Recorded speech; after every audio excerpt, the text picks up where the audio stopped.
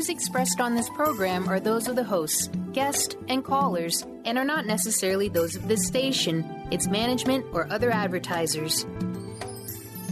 You're listening to Transformation Talk Radio.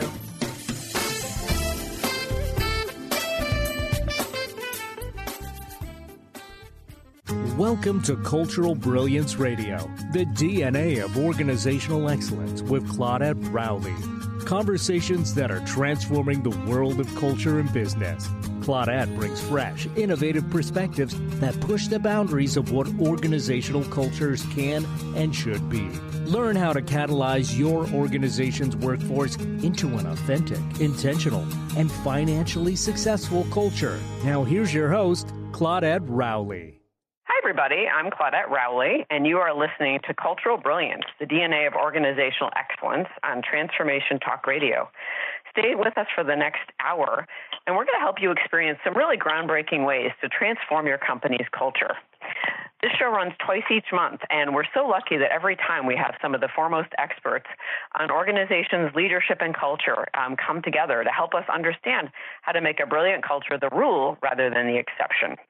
And today I am really, really excited to have Dr. Donna Hicks with us, and we're going to be talking about how to lead with dignity. And this perspective on our larger organizational cultures and culture in general can help us more easily understand how to really create brilliant organizations and what sometimes holds us back from doing that. So let me introduce Donna Hicks.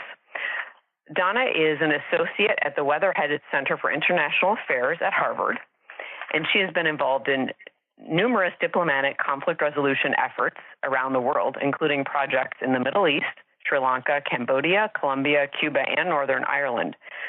She is currently the vice president of Ara Pacis, an Italian organization sponsored by the Italian Foreign Ministry, and they're currently involved in a dignity restoration project in Syria and Libya. She was a consultant to the BBC, where she co-facilitated a television series called Facing the Truth with Archbishop Desmond Tutu, which aired in the United Kingdom and on BBC World. She has taught conflict resolution at Harvard, Clark, and Columbia Universities. Dr. Hicks conducts training seminars in the Dignity Model, which we'll be talking about today, a human-centered approach to rebuilding conflict relationships and to creating a culture of dignity in a variety of settings, in the corporate world, in healthcare, in education, faith communities, and nonprofit organizations. She is the author of the book Dignity, Its Essential Role in Resolving Conflict, which was published in 2011. And her second book, Leading with Dignity, will be published in 2018. Welcome, Donna. Oh, thank you, Claudette. Oh, I'm so glad you're here. I'm really looking forward to our conversation today. Me too. Yeah. So, you and I, when we had our conversation a couple of weeks ago, we're really starting to talk about this idea of leading with dignity, which I know is the focus of your next book and a lot of your current work. And one of the things that we had touched on was the importance of creating a culture of dignity in the workplace. And I wondered if we could start there. Like, what do you notice when organizations are doing that well, creating a culture of dignity in the workplace? Yeah, well, let me give you a little bit of backstory to this because, as my bio indicates, most of my work in the past had been on focused on trying to resolve conflicts in these most difficult parts of the world, in the Middle East and all over. And what I discovered working with parties in conflict was that there was this underlying desire on both sides of the divide to be treated with dignity. Yet that conversation never took place. They always talked about the political issues that were dividing them. And so I just felt, because I'm a psychologist and I tend to tune into those kinds of non-spoken conversations because they're really emotionally very volatile and they can rip through a negotiation just like a hurricane, like an emotional hurricane. And I realized that this dignity issue really had to be addressed. And so, very long story short, I wrote the book that you just cited, the Dignity book, because I felt that this topic of dignity was at the heart of these conflicts.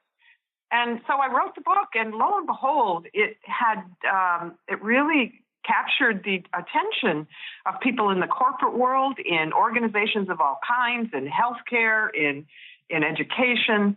And what I realized was that wasn't a political issue or an international conflict issue, this issue of dignity, but this is an issue where for all human beings, and it shows up.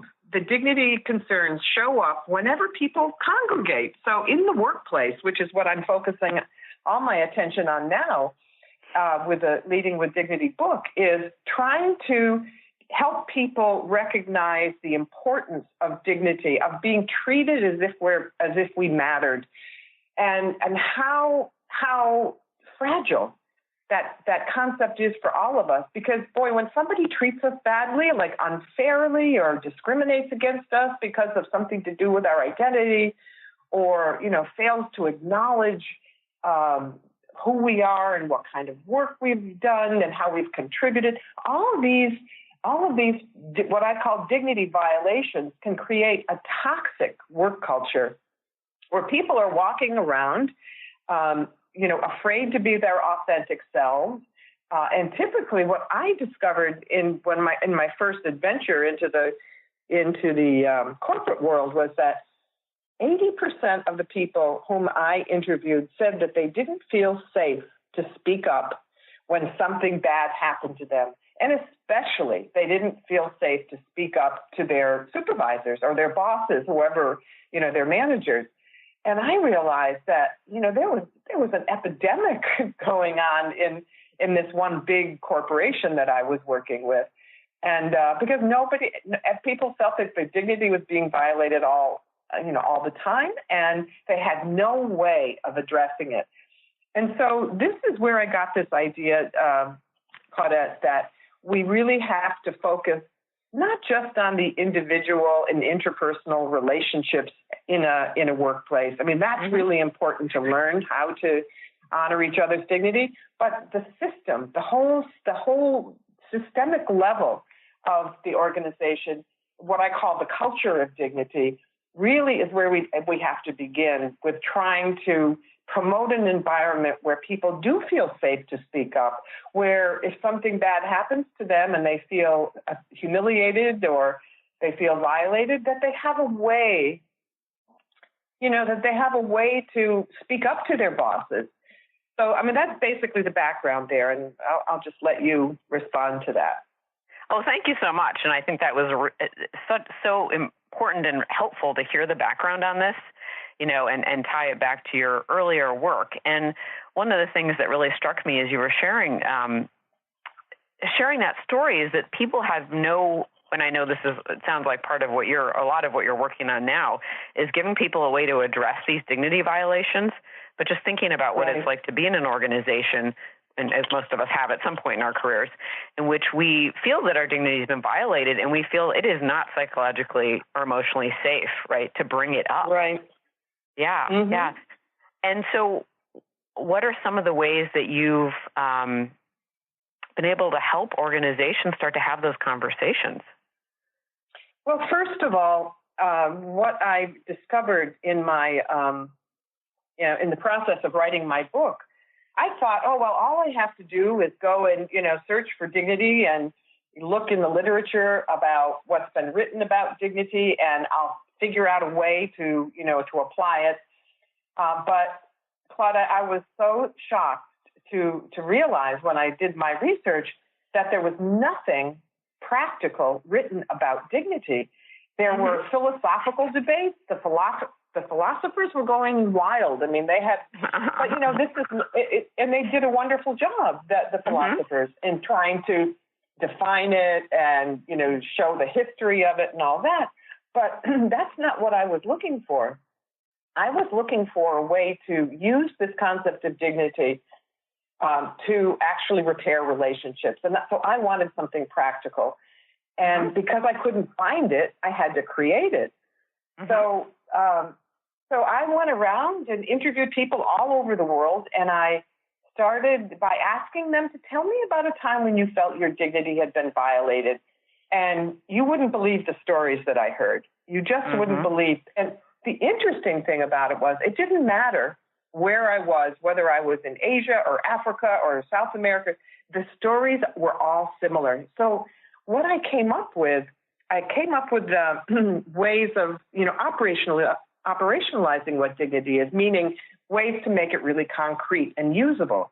So I ended up with these 10 elements of dignity, which are 10 ways that people feel that they want their dignity honored. So, for example, the first element of dignity is wanting your identity accepted, no matter who you are. And then there's recognition. We all yearn for recognition of our unique qualities and our way of life, and also recognition of the good work that we've done. And the third one was acknowledgement, giving people, making sure that we give people our full attention by listening to them, hearing what they have to say, and just validating their experiences. Inclusion is a big one. People want a sense of belonging. They really want a sense of belonging. And safety, I've already alluded to. This was the one in the corporate world that most people felt violated. So safety, fairness, independence, understanding, benefit of the doubt, and people want to be finally apologized to when something bad happens to them. So what I do first, this is a long way around answering your question, but I do what I call an educational campaign in an organization. So from the top of the leadership, and this is why I'm focusing on leadership, because the leadership, number one, has to be open and willing to understanding all of this, like the 10 elements of dignity. They have to be willing to take this on as an important aspect of their organizational culture. And because, the fact that there are lots of conflict resolution programs in corporations and people in HR addressing this stuff, but this lens of dignity seems to resonate so much. And there's just I can't even tell you how much I've learned about it since doing my research and how applicable it is to the workplace. It is so incredibly applicable, and we're going to take a quick break, and when we come back, I'm going to actually share a quick story I had with your work, Donna, that I don't know that I've shared with you. And we can talk more about, the educational campaign and the leadership piece, which is so incredibly important. So you are listening to Cultural Brilliance, the DNA of Organizational Excellence. We're going to take a quick break, and we will be right back to continue this really, really interesting conversation. Stay tuned.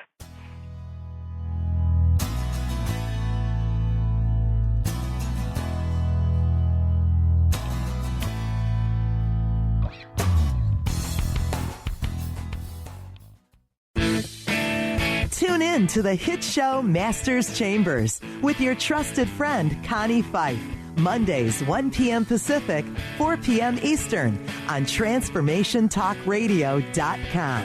Each week, Connie will connect you with the best of the best thought leaders from around the globe to share their strategies and best practices. Getting better together. To book Connie, visit ConnieFifeSpeaks.com. Tune in to Lucid Planet Radio with Dr. Kelly Neff. This hit show will illuminate your senses and empower you beyond your daily stressors and hardships. Renowned psychologist and author Dr. Kelly will captivate you with far-reaching topics and amazing guests as you wake to the greatest version of yourself. Learn to tap into your intuitions, think critically about our world, heal emotional and psychological wounds, and follow your passions to live your dreams. The Lucid Planet. Welcome home. Visit lucidplanetradio.com for more information. What is a brilliant culture, and how do we create them? Why are they important? Claudette Rowley has created a breakthrough 5-step process to help you align your culture with your business strategy for exceptional results. Looking for a culture that drives organizational excellence? Listen to Cultural Brilliance Radio, the second and fourth Friday of each month at 10 a.m. Pacific and 1 p.m. Eastern on Transformation Talk Radio. To learn more or work with Claudette, visit cultural-brilliance.com. Tune in to The Jen Royster Show, intuitive guidance to inspire your life. Each Thursday at 8 a.m. Pacific and 11 a.m. Eastern on TransformationTalkRadio.com. This amazing show is an inspirational hour that will take you on an epic metaphysical journey to discover the spiritual approach to life's greatest challenges. Dr. Jen is an internationally known intuitive counselor, spiritual teacher, and energy healer. Call in for intuitive readings and visit jenroyster.com for more information. Do you want to relax more, feel happier, and be more confident? Do you want to have more success in your life? Dave Dodge has some easy, effective methods to help you release your anxiety, worry, fear, depression, and even physical pain. Tune in to Stress Buster Radio with Dave Dodge every second Tuesday at 1 p.m. Pacific, 4 p.m. Eastern. For more information on how Dave can help you release your stress, visit stressbusterradio.com. Skype and phone sessions are available. Chris Stanis is a spiritual leader and healer and teaches a course on how you can transform your life through a meditation and healing system that will manifest your spirit's dreams. She manifested the Women of Wisdom Conference, the Women of Wisdom book, and this radio show. And she can show you how to change your life too. Are you ready? Visit the website and contact her at voicesofwomentoday.com. That's voicesofwomentoday.com.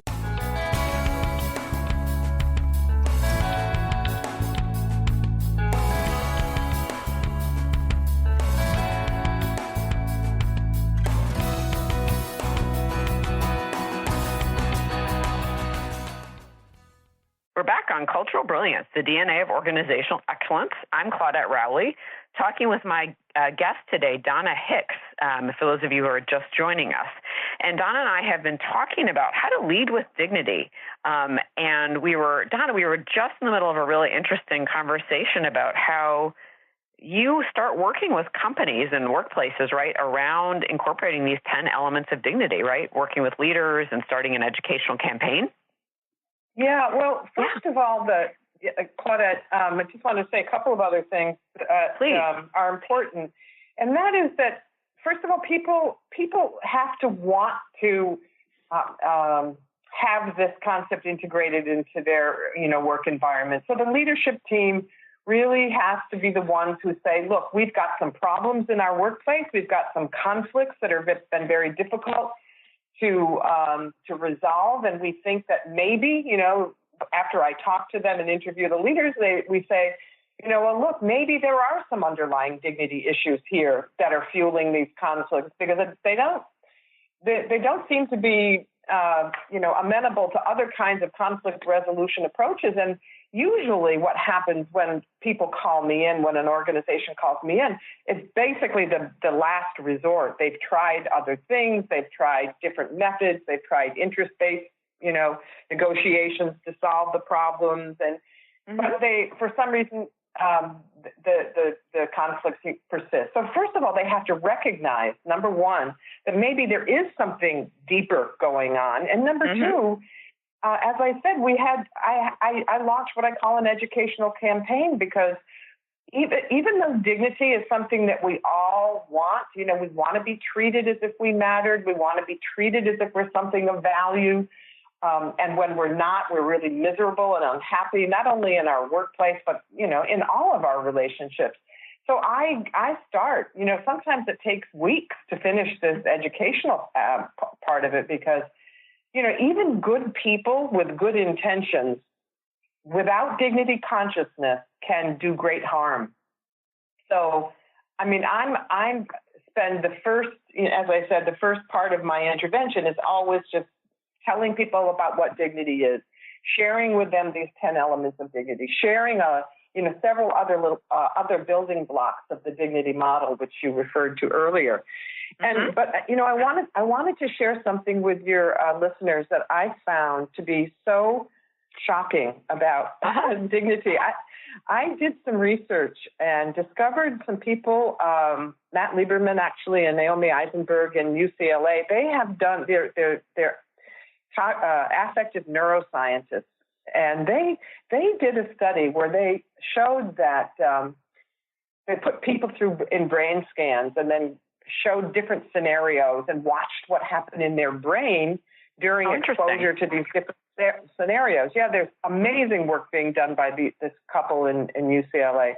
But what they found was that when people experienced a physical injury, it shows up in the brain in the most ancient part of our emotion, the part of the brain that deals with emotions and is the center. It's called the amygdala in our limbic system. And so, but that makes sense. You know, if you break your arm or something, it's going to hurt like crazy. And yes, it's going to show up in that ancient pain center. But the interesting thing that they found was that when people felt rejected, when people felt, like they weren't being included, all of these psychological, what I call dignity violations, that injury shows up in the brain in exactly the same area as a physical wound. So, when people have their dignity violated, it's not just all in their head, right? You know, how many times have we heard that, oh, that's just all in your head? Well, it's in your brain because the brain doesn't know the difference between being treated badly, being treated, having your dignity violated, and a physical wound. So, that was a showstopper for me. That is a showstopper, isn't it? To really have people start to understand that, when we have an emotional injury or a dignity violation, that it's just as significant, if not more, than breaking your arm, right? And that we can't trust. Any physical wound. But think about this. Think about what we do when we have a physical injury. Well, what do we do? First thing, what somebody once said when I asked, what do we do? They said, well, we cry. Yes, we do cry, but we have an entire medical system set up to, we have an emergency room. We have 911 calls, come and take us to the hospital if it's really serious. But with a wound to our dignity, we don't have such a fancy setup like that. And people suffer silently most of the time when they've been mistreated or when they've been, treated badly by someone. It's a kind of a silent suffering. And so I think that a wound to our dignity, even though the brain experiences them in the same way, I think they're worse than physical wounds. Because at least with a physical wound, you get some attention, right? People say, oh, you poor thing, you broke your arm or you have cancer or whatever. We get all kinds of sympathy. But it doesn't happen. It doesn't happen when we're humiliated. It just doesn't happen that way. It's a very silent suffering. It's a silent suffering, and it seems often when if people do talk about it, like you said, like just, get over it, right? This is work. Get over it. Move on. Move on. And one thing you mentioned a few minutes ago that just struck me was dignity consciousness. Yeah. And that's I thought it's beautiful, right? Dignity consciousness. And I was curious about when you work in organizations, you've worked, there's leaders have recognized there's an issue and you've started the educational campaign and introduced the 10 elements of dignity and gone through that. I'm curious, do you sometimes have people who say, oh, like I've been searching for this and I couldn't put my finger on what this was? Yeah. See, that's exactly what happens. And it's not just in the workplace. No, even if I'm just giving a talk, people say, the audience always says, I knew I walked away from that interaction with my boss feeling bad, but you put, a name to it. I had my dignity violated. And the unusual thing that happens with people who learn this vocabulary, learn how to talk about it, is that it tends to validate their experiences. Instead of sort of going inside internally and just hiding, people are able to, to voice it and say, look, no wonder I feel so bad. That person just, treated me unfairly, or that person just discriminated against me, or, whatever the violation, because again, there's 10 ways that we can be violated. And just having a name to label it, to say, well, my safety was violated there. It was frightening to me to be humiliated at a staff meeting in front of everybody. I was terrified that, that people basically freeze and shut up. Either that or they fight like crazy. But either we withdraw or we fight under these circumstances. And, it just gives people a way to think about what happened to them so that they don't end up feeling bad about who they are. And because I always say to people, look, you're not bad. Something bad happened to you. And so reframing that, because we feel miserable when somebody violates our dignity. But I want people to be absolutely clear that it's what, something bad happened to them. It's the way someone treated you. And so this is another big piece of the educational campaign Claudette, because I can tell you, I've been doing this work now for a decade in organizations, and most people aren't even aware of their own inherent value and worth. You know, they're not even aware that they have this dignity. Only when it's injured do they figure it out. So a big part of this learning dimension of the work is just giving people this information to say, look, you know, we're all born worthy. Every single one of us is born and has value and worth.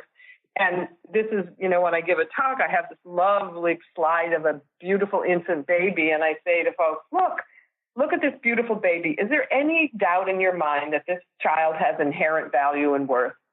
And, you know, people see that. It's, you know, yeah, of course we were born this way.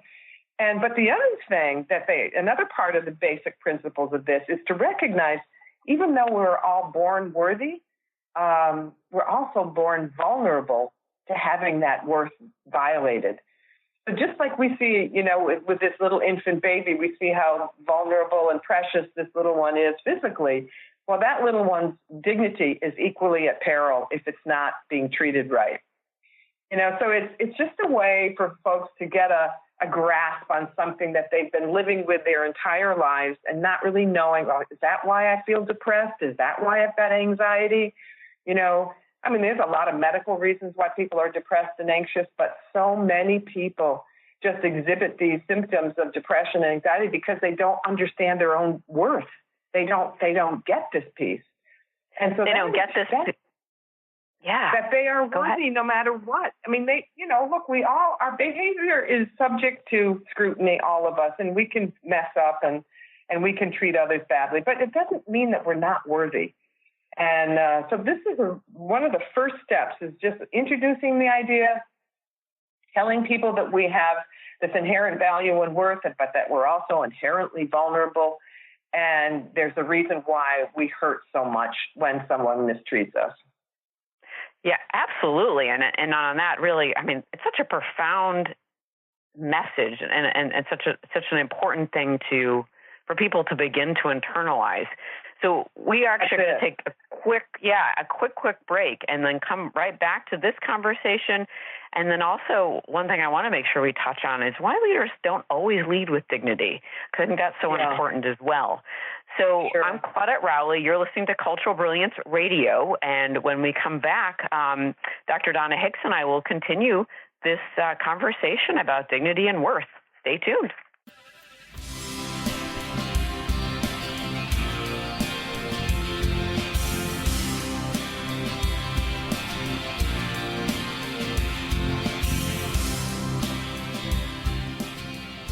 Get ready to experience Truth Talk Radio with host Deb Acker. Tune in to Truth Talk Radio each Wednesday at 3 p.m. Pacific on TransformationTalkRadio.com to illuminate the truth in your daily life as you experience life, love, and abundance from a whole new perspective. This hit show will leave you feeling lighter and bring you into a place of infinite possibilities every day in every way.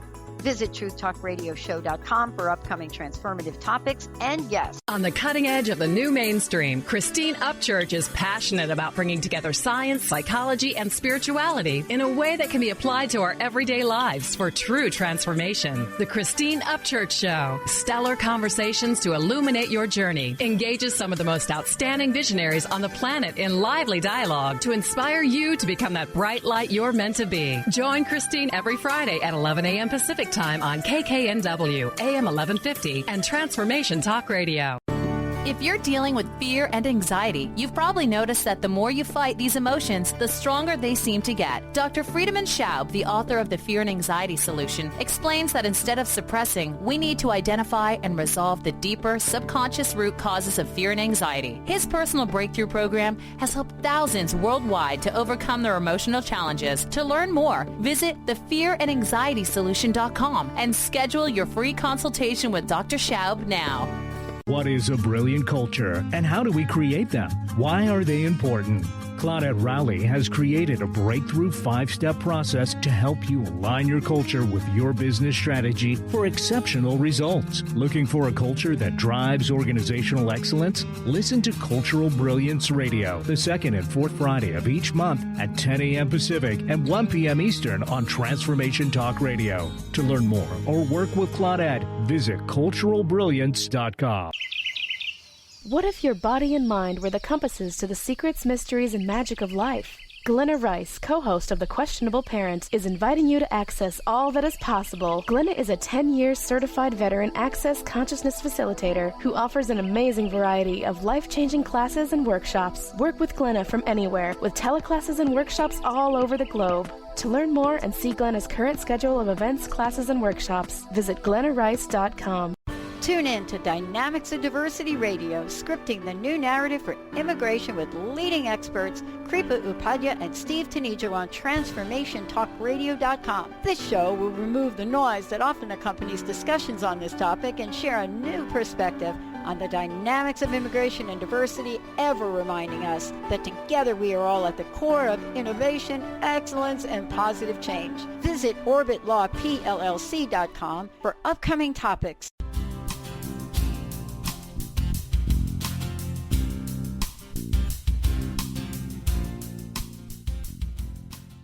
We're back on Cultural Brilliance Radio. I'm Claudette Rowley, and if you're just joining us, my guest today is Dr. Donna Hicks, and we are talking about leading with dignity. We've been having a really fascinating conversation. Donna, before we dive back in, would you like to share your contact information with listeners in case they'd like to get in touch? Sure. My website address is drdonnahicks.com, and it's all lowercase, drdonnahicks.com. And there's a lot of information there. These 10 elements of dignity, you can download them. There's a PDF, and there's a lot of information about if you're interested in having a consultation or. So I think that would be the best place to go. And of course, the book. I think the book is on there as well. The first book, which really lays out the basic ideas about dignity, which is this educational campaign that I'm talking about. That's great. Thanks for sharing that. And one thing I forgot to mention earlier in the show, Donna, is I may have mentioned to you in a previous conversation that I actually heard you speak a few years ago at a local conflict resolution organization chapter. In the Boston area. And one of the reasons I went is because I was so intrigued by this idea of dignity. You were talking about your book, and you gave the handout, the 10 Elements of Dignity handout. I do a lot of organizational development consulting and working with teams. And so I copied the handout and just started giving it out to the team. Good. I worked with them saying, you should read this book and let's talk about these 10 elements of dignity, and of course it still had, your name and everything on the bottom. It was your work. And, and folks really responded, like you said, we've never even thought about dignity. I had no idea that fairness, if something's unfair, it's a dignity violation. And so it does bring, as you've been saying, it brings something into so many workplaces that they have no consciousness of, right?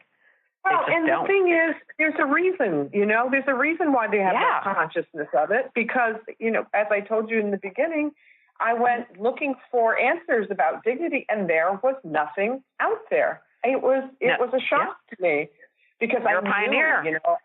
Well, I guess. I mean, I think my biggest contribution is just giving people a language to talk about it. Because the truth is, Claudette, everybody knows this. I mean, but it might not be necessarily conscious, or that's why I talk about developing dignity consciousness, because we know it in our gut, we know it deep inside of us, but we may not know how to talk about it. So this is the work that I feel that I have to contribute is to help people end a kind of suffering, a needless sort of suffering, because number one, we just need to learn this. And, you asked me before the break why leaders don't lead with dignity. And it's not because they're bad people. In fact, I would say, hands down, the leaders with whom I've worked and all over, the spectrum of healthcare and corporate world and education and faith communities, they're all great people.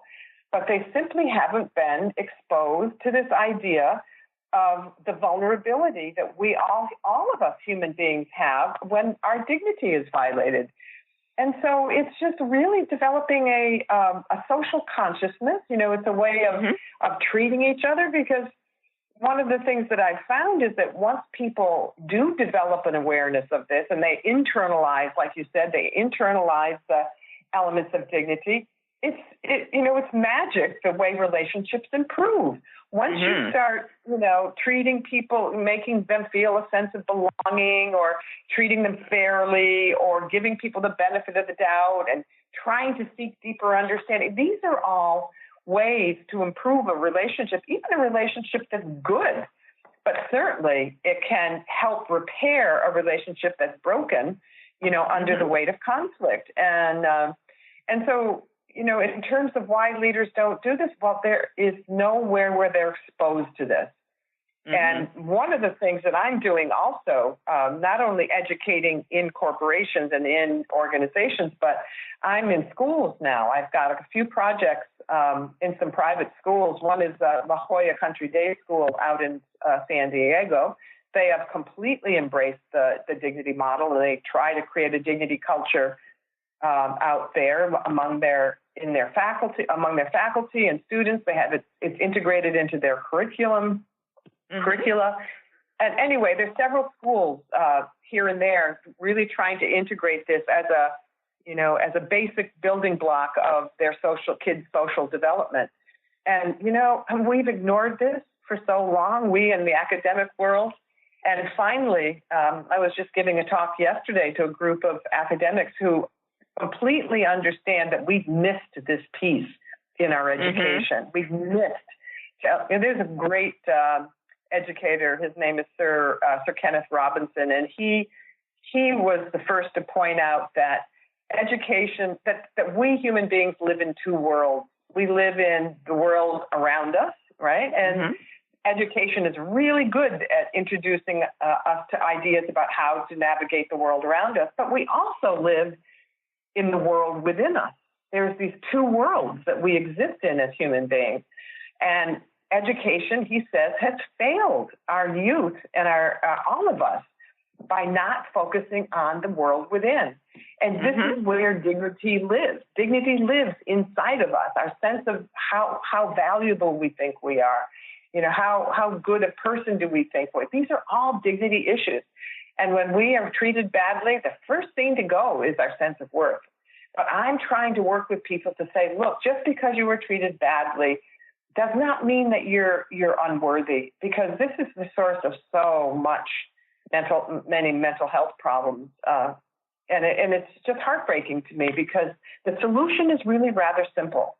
The solution is, helping people see, holding up a mirror, helping them see that they're worthy.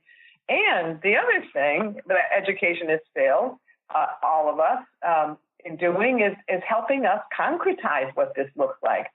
So now with the 10 elements of dignity, we have a way of teaching this to kids. You wouldn't believe how children respond to this, Claudette. Yeah. I mean, adults in the workplace respond instantly. Like you asked me, isn't this something that they say, oh, this is it, this is it? I hear it every single time. But kids get this, because kids, they know when people are mistreating them almost better in some ways than adults, because we've figured out all sorts of ways to cover up those insults, right? And then to ignore them. Right, justify them, right. These little kids, they get it. They get it right away. And, they're just jumping for joy, these little ones, learning that, oh, my gosh, you mean I am really worthy? Even if Billy treats me badly and bullies me, that doesn't mean that I'm bad. Right. So it's, basic fundamental education that all of us deserve, and leaders especially, because, we want leaders that we can trust. We want a work environment that feels safe. We want to be able to think of our work environment as an opportunity for our own development, for us to get creative and expansive and, to think outside the box. And this is what corporations want, right? They want their employees to be creative, but yet if the culture works against that, where it's a dignity violating culture, you're going to get people shut down they're not going to want to open up and be expansive. They're too afraid of that.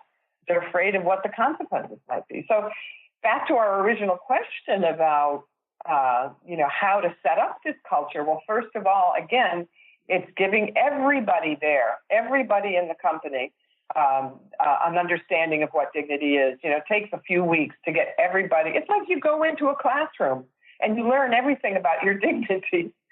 Right. What a great class. Oh my God, it's a great class. People, adults, people in the workplace love it because it also gives them a way to discuss with others. And we talked about this a little bit. What do you do when somebody violates your dignity? Do you just ignore it? Do you, sweep it under the carpet and say, oh, that wasn't, that person doesn't mean that much to me? No, one of the things I do is help people in defending their dignity.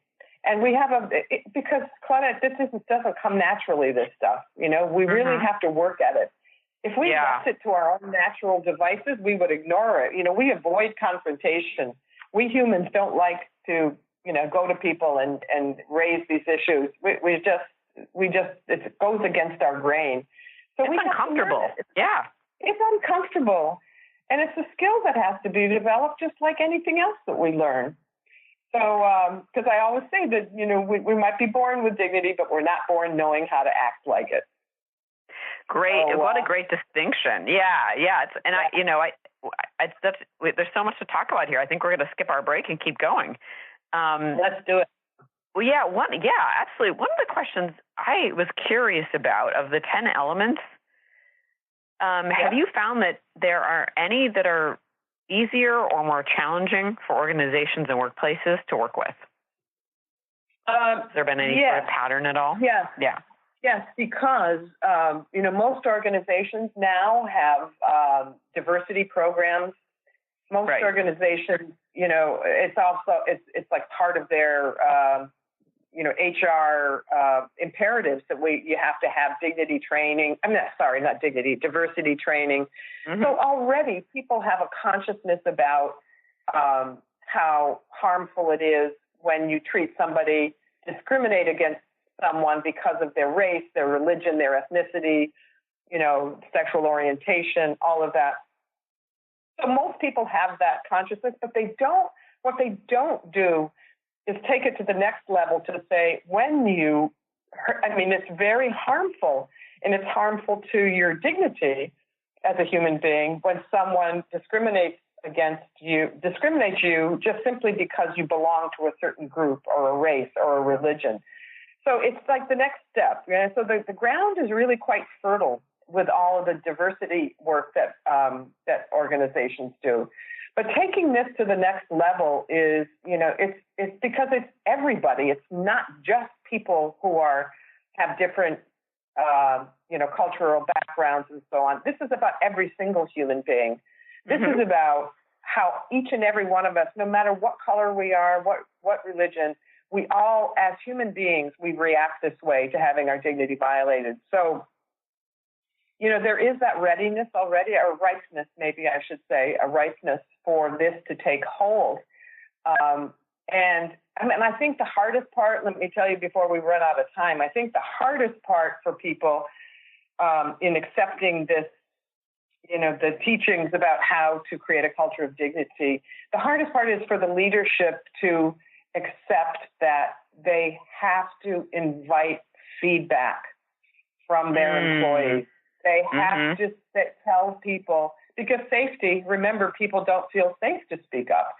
But this is why I start with leadership teams, because they have to learn, just like anything else, any other skill, they have to learn how to accept feedback from the people, from their direct reports, from people who work under them.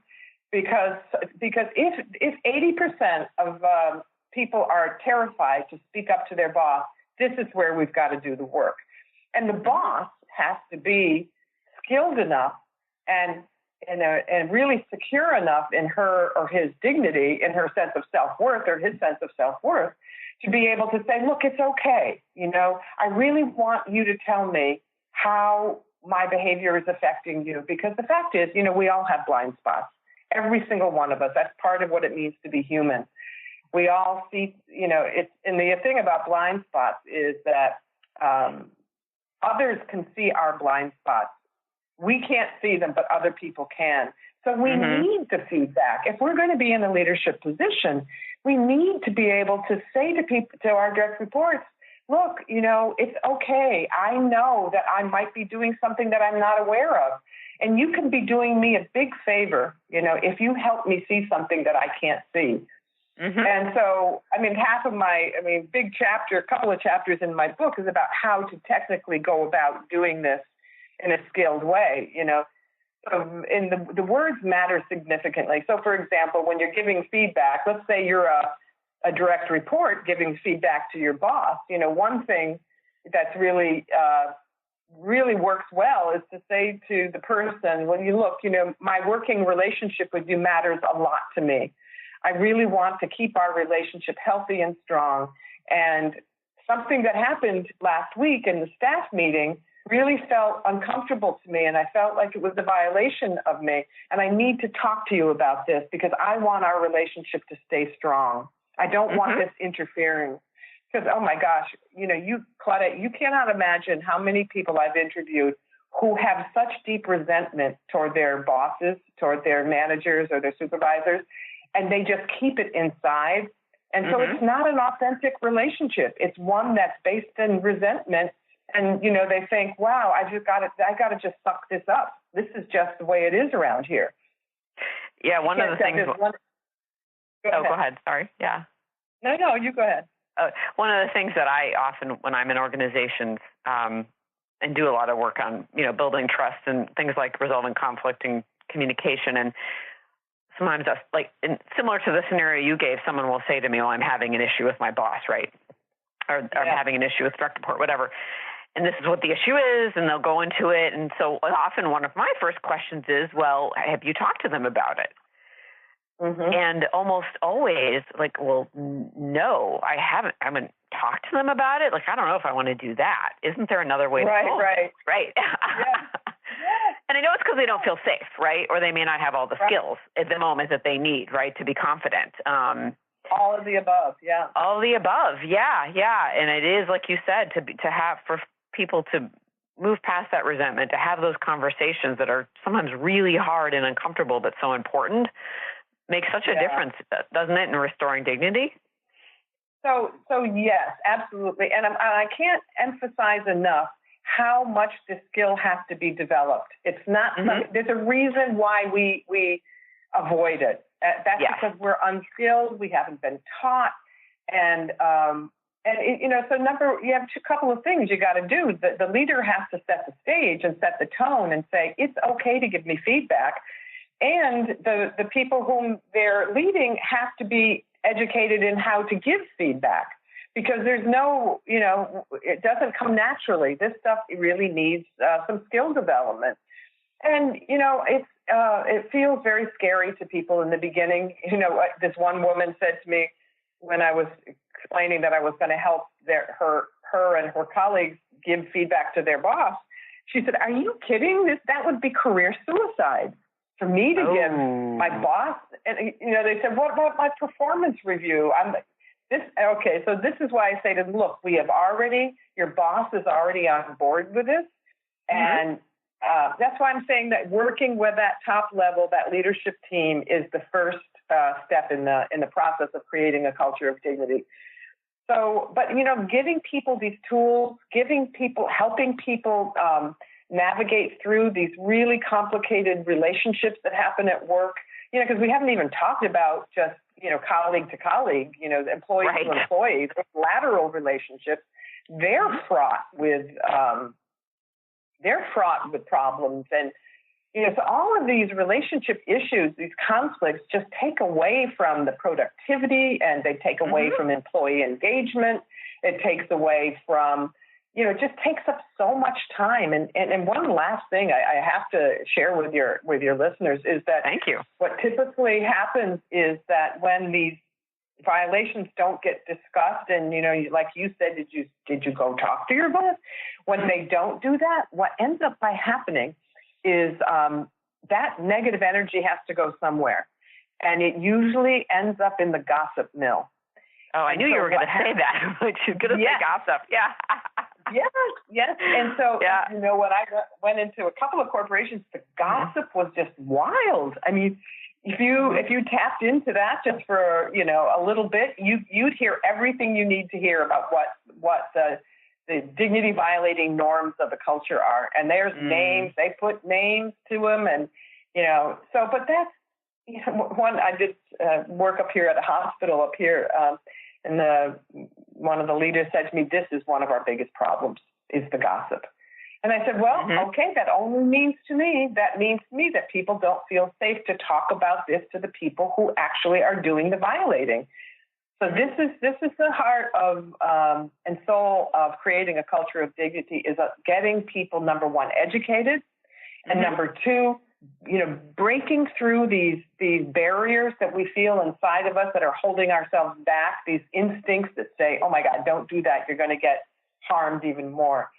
We have to break through those things, and we have to help people, give people ways to discuss these things that, and the other thing is, once you give somebody feedback, I find 9 times out of 10, if not 10 times out of 10, people end up feeling closer to the person who had violated them because they feel a sense of freedom in their relationship now. They can be authentic, They're not holding back because they're fearful. Right. That authenticity piece, right? We can now have an actual relationship with each other. Actual relationship. Yeah, a real relationship. Open and honest. We're not hiding. Yeah. I mean, this is the other thing. We hide so much. There's so much we hide in the work environment because we're afraid we're going to be exposed, or our incompetence is going to be exposed. So much energy gets wasted by hiding what we think won't look presentable to our bosses. Absolutely right. And without the safety in place, right, it's really hard to stop that. Yeah, it's hard to stop doing it when there's not safety. Right. And the dignity is not in place. Yeah, the first part is creating a safe enough environment so that all these difficult issues can be discussed. And, with having the tools, having the 10 elements, and having a way to describe what happened to you in real specific terms is so helpful in trying to repair the relationship. I agree. Being able to literally put language to it, like you said, and, give people a language that most of us really don't have, haven't had until we get exposed to your work, is really invaluable. And we just have a couple of minutes left, so I wanted to ask you, is there, you've shared so much with us today, and it's been so helpful. And in addition to that, is there a specific message, 1 or 2 sentence message you'd really like to leave listeners with? Oh, my gosh. Well, I think somebody asked me yesterday I was at a conference yesterday. I was giving a talk about dignity, and somebody said to me, Donna, you have such a passion for this work. You are just like, and I love it. Believe me. I mean, maybe you could hear it in my voice trying to explain it here. I just feel like the message here is so important. And I feel that way so deeply because, I spent most of my life feeling unworthy. I spent most of my life, and there's a reason, why I'm so sensitive to these issues, because I fought this like crazy my whole life. I never thought I was smart enough, wasn't good enough. How did I possibly land here at Harvard? They must have made a mistake, all of that. So this work, once you really understand how deep this dignity issue is, how we all yearn to be treated as something of value, and if you've ever had experiences where you don't feel that way, this work, honestly, is kind of revolutionary for people because it puts the emphasis right back in our hands, because what we need to know is that our dignity is in our hands only. And no matter how badly someone treats us, it doesn't mean we're not worthy. And I learned that lesson, and I can tell you, I experienced so much more joy in my life. I mean, it sounds kind of trite and, kind of corny, but it's absolutely the truth. I mean, I feel like I could go through anything now, knowing that my dignity is intact and that I'm the caretaker of my dignity. And not only my dignity, but your dignity as well. So it's a real joyful experience, and I want your listeners to have that experience too. Oh, well, thank you so much, Donna. That was such a beautiful closing message around, we have our dignity in our hands, and with that sort of worth and dignity, we do experience so much more joy. So I want to thank you so much for being on the show today and sharing all that you did with us, and for all of your really great work in the world. For those of you listening, again, Donna's book is Dignity by Donna Hicks. It's a really, really wonderful book. I want to thank you all for tuning into Cultural Brilliance Radio. Please join me on the second and fourth Fridays of the month at 1 p.m. Eastern, 10 a.m. Pacific. And have a great week, and look forward to seeing you here next time.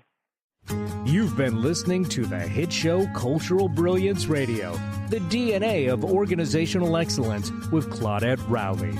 Conversations that are transforming the world of culture and business. You can download this podcast and find out more about Claudette and her breakthrough work at ClaudetteRowley.com. Please contact Claudette and find out how you can create a brilliant culture.